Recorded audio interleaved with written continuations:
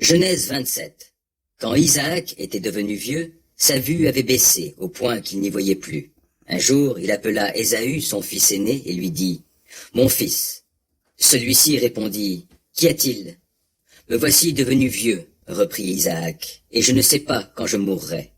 Maintenant donc, je te prie, prends tes armes, ton arc et tes flèches. Va courir la campagne et chasse quelque gibier pour moi. Tu m'en apprêteras un de ces bons plats comme je les aime. Tu me le serviras, je mangerai, puis je te donnerai ma bénédiction avant de mourir. » Rebecca écoutait ce qu'Isaac disait à son fils Ésaü. Quand celui-ci fut parti chasser dans la campagne pour rapporter du gibier, Rebecca dit à son fils Jacob, « Écoute, j'ai entendu ton père dire à ton frère Ésaü, « Rapporte-moi du gibier. Tu m'en feras un bon plat, je mangerai et je te donnerai ma bénédiction devant l'Éternel avant de mourir. Maintenant donc, mon fils, écoute-moi et fais ce que je vais te dire. Va au troupeau et choisis-moi 2 bons chevreaux. J'en préparerai pour ton père un de ses bons plats comme il les aime.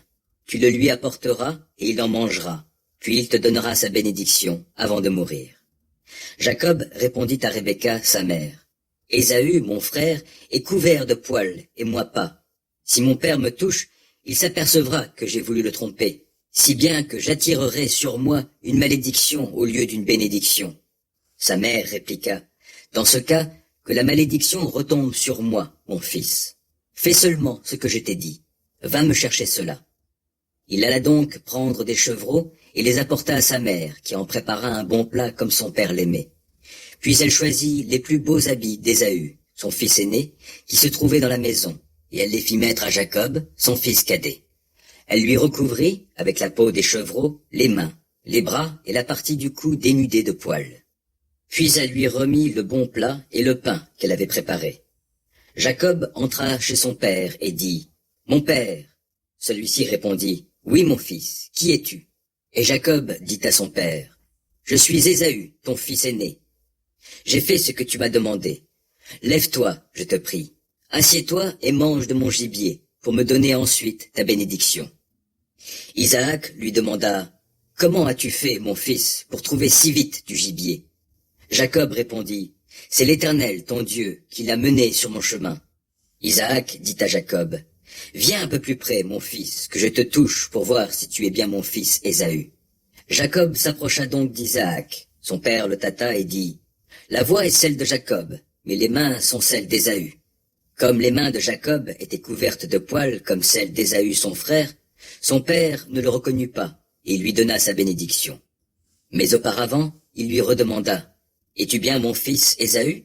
Et Jacob répondit « Oui. » Alors Isaac lui dit « Serre-moi donc que je mange du produit de la chasse de mon fils, pour te donner ensuite ma bénédiction. » Jacob le servit et Isaac mangea.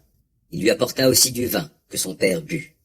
Puis Isaac, son père, lui dit « Approche-toi, viens m'embrasser, mon fils. » Jacob s'approcha et l'embrassa. Isaac sentit l'odeur de ses habits, puis il le bénit en ces termes. « Oui, l'odeur de mon fils est comme la senteur d'un champ béni par l'Éternel. Que Dieu t'accorde donc la rosée qui descend du ciel, qu'il rende tes terres fertiles, qu'il te donne avec abondance du froment et du vin. Que des nations te soient assujetties, que devant toi des peuples se prosternent. Sois le chef de tes frères, que les fils de ta mère s'inclinent devant toi. Maudit soit qui te maudira, béni soit qui te bénira. » Lorsqu'Isaac eut fini de bénir Jacob, celui-ci le quitta. Ésaü, son frère, rentra alors de la chasse. Il prépara, lui aussi, un bon plat, l'apporta à son père et lui dit « Mon père, lève-toi, je te prie, et mange du gibier de ton fils, pour me donner ensuite ta bénédiction. » Isaac lui demanda « Qui es-tu » Il répondit « Je suis ton fils aîné, Ésaü. » Alors Isaac, en proie à une vive émotion, se mit à trembler et dit « Qui est donc celui qui a pris du gibier et me l'a apporté ? J'ai mangé de tout avant que tu ne viennes, et je lui ai donné ma bénédiction. Maintenant il sera béni. » Quand Ésaü entendit les paroles de son père, il poussa un grand cri plein d'amertume et supplia son père. « Moi aussi, mon père, bénis-moi. » Isaac lui répondit, « Ton frère est venu, et il a extorqué ta bénédiction par ruse. » Ésaü dit, est-ce parce qu'on l'appelle Jacob, le trompeur, qu'il m'a trompé par 2 fois? D'abord, il a pris mon droit d'aînesse, et maintenant voilà qu'il m'enlève ma bénédiction. Et il ajouta, n'as-tu pas de bénédiction en réserve pour moi? Isaac lui répondit, vois, j'ai fait de lui ton maître, et je lui ai donné tous ses frères pour serviteurs.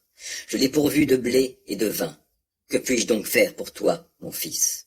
Ésaü dit à son père, ne possèdes-tu qu'une seule bénédiction, mon père?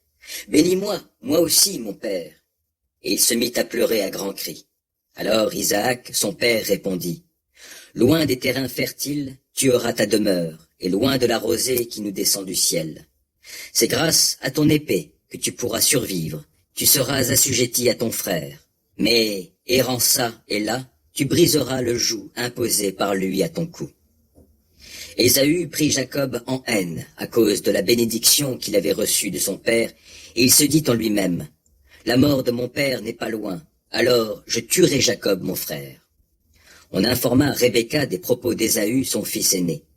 Elle fit venir Jacob, son fils cadet, et lui dit, voici que ton frère Ésaü veut te tuer pour se venger de toi. Maintenant donc, mon fils, écoute-moi et fais ce que je te dis.